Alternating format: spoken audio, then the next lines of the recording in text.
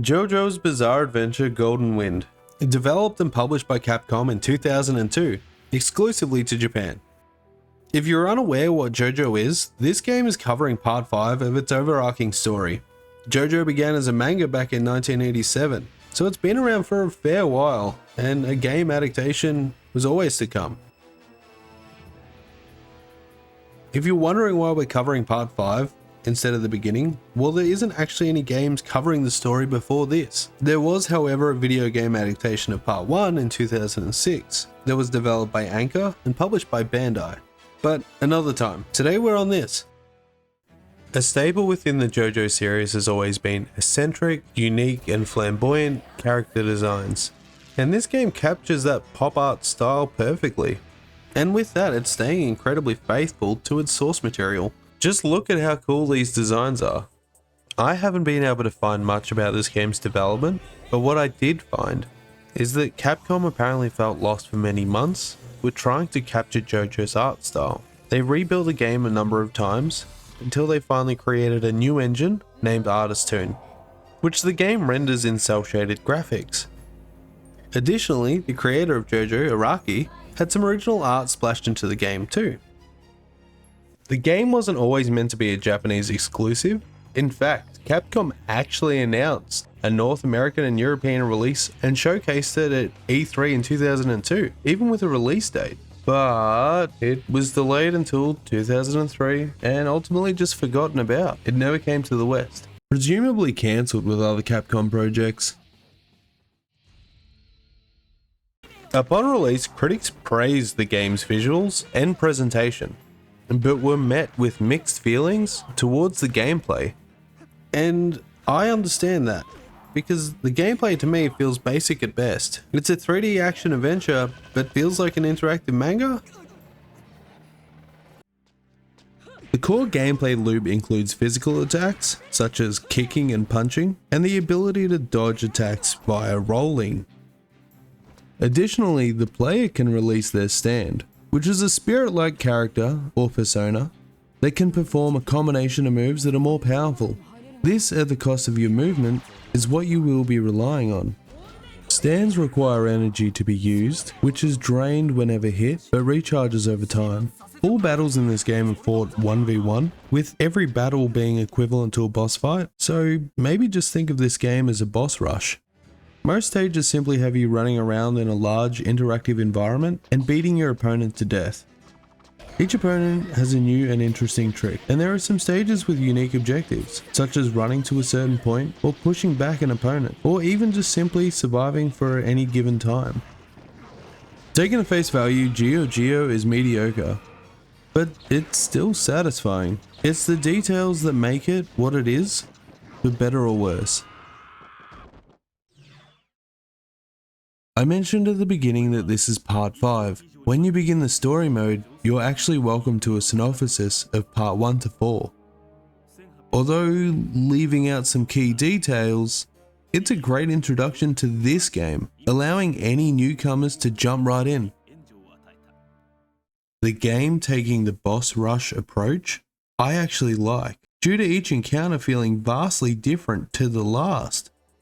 It helps the game continually feel fresh and exciting to see what's next. A favorite moment in this game of mine is your battle with Black Sabbath. Hang on, pause. What was that name? Yes, you may have noticed that some characters share their name with musicians. It was just Araki's appreciation and love for them. Can we continue? But Black Sabbath can only fight in shadows, so if you wanted to remove some options on where he can attack you from, you can destroy the pillars on the stage. One of the most interesting ideas in the game is the mechanic's secret factors. In each level there are up to 4 tasks that you can achieve, and completing these tasks will make you stronger and improve your score to the level. While some hints are given in the game itself, many of these are up to the player to figure it out. While this is interesting and adds replay value, it can also be highly frustrating and without direction feel like complete torture.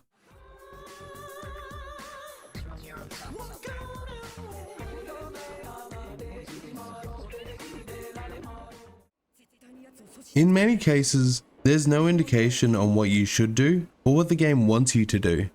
To those who haven't read the manga may struggle figuring it out, and even manga fans might find themselves screaming, "That's not what happened!"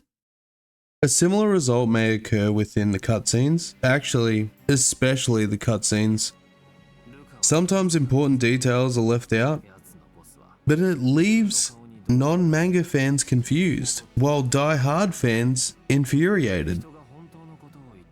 While these cutscenes can be skipped, the player is really missing out on half the game and so much flair between characters themselves. But then again, if you like the look and style that this game has to offer, why not go watch the anime or read the book, then revisit this and skip whatever you want because you have context. You could even compare the two.